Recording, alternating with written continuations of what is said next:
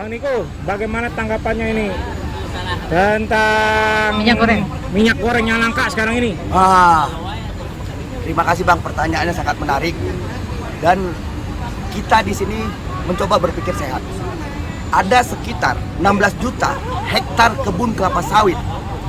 Itu belum lagi ditambah dengan kopra. Nah, negeri kita penghasil CPO terbesar di dunia. Tapi sialnya lagi kita langka minyak goreng, kesulitan nyari minyak goreng. Nah, bahkan lebih parahnya lagi, emak-emak kita terpaksa harus ngantri minyak goreng. Bahkan ada yang kehilangan nyawa gara-gara ngantri minyak goreng. Ini kan ada apa di sini? Dengan minyak goreng kita terpaksa harus ngantri. Padahal kita tahu pemerintah kita memiliki yang namanya PTPN. PTPN itu ada perkebunan sawitnya. Nah, tapi kita harus langka dan harga minyak goreng itu diatur oleh kartel. Pemerintah kita kalah dengan kartel.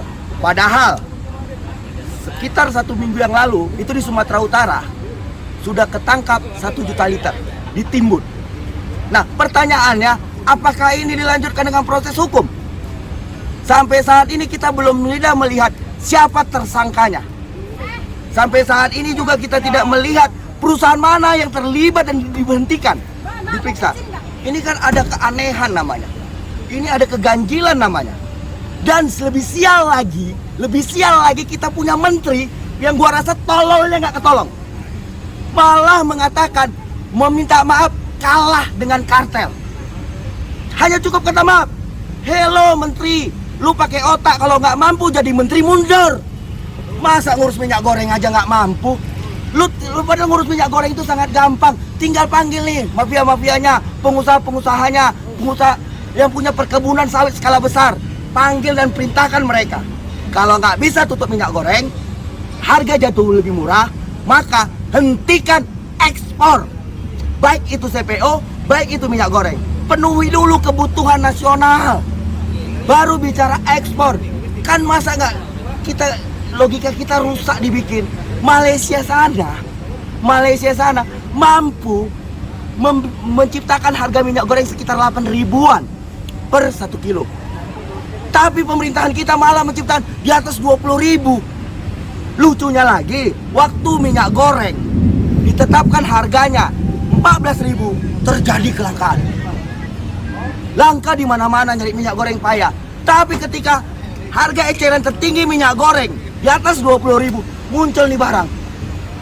Ini kan udah jelas-jelas kartel bermain.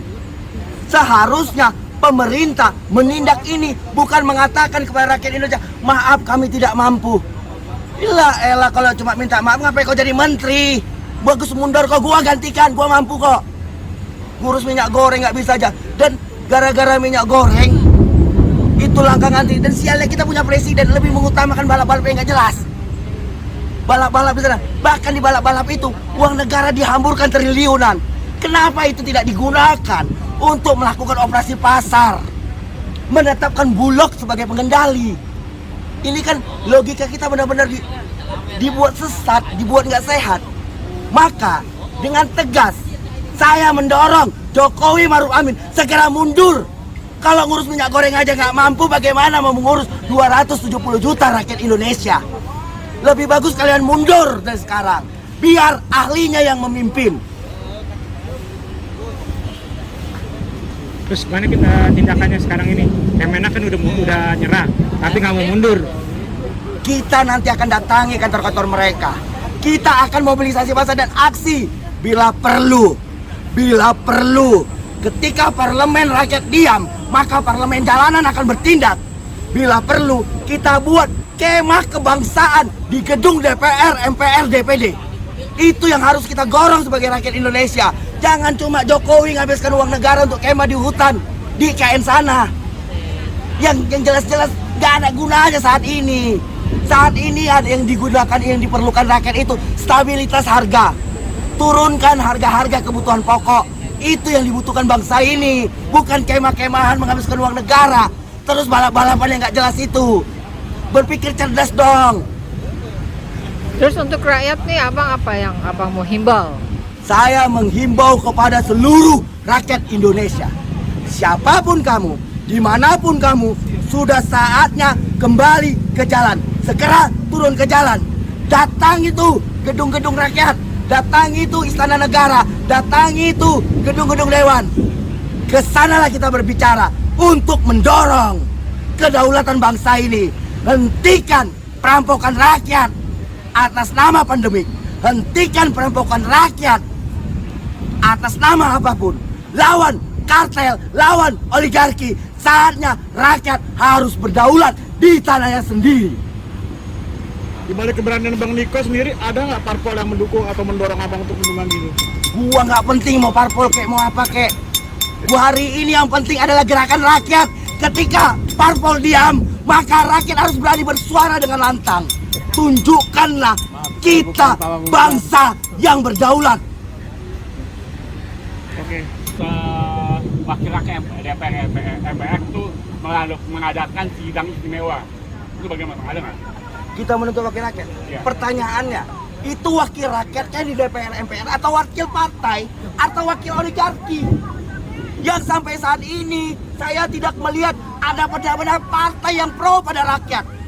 Bahkan ketua partai dengan gampangnya mengatakan ketika langka minyak goreng malah disuruh lempul saja. Ini kan brengsek namanya.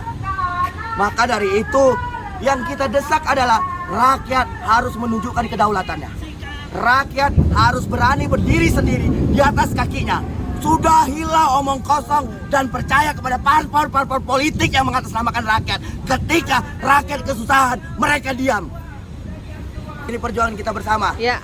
Ini perjuangan seluruh rakyat Indonesia. Ya. Apapun yang terjadi harus berani bersuara. Siap. Apapun yang terjadi harus berani menyatakan pendapatnya. Baik itu di tempat umum ataupun di ruang publik lainnya. Ya. Harus berani mulai dari sekarang. Dan jangan pernah takut, jangan pernah gentar, dan jangan pernah mundur. Camkan, hidup hanya sekali, setelah itu mati.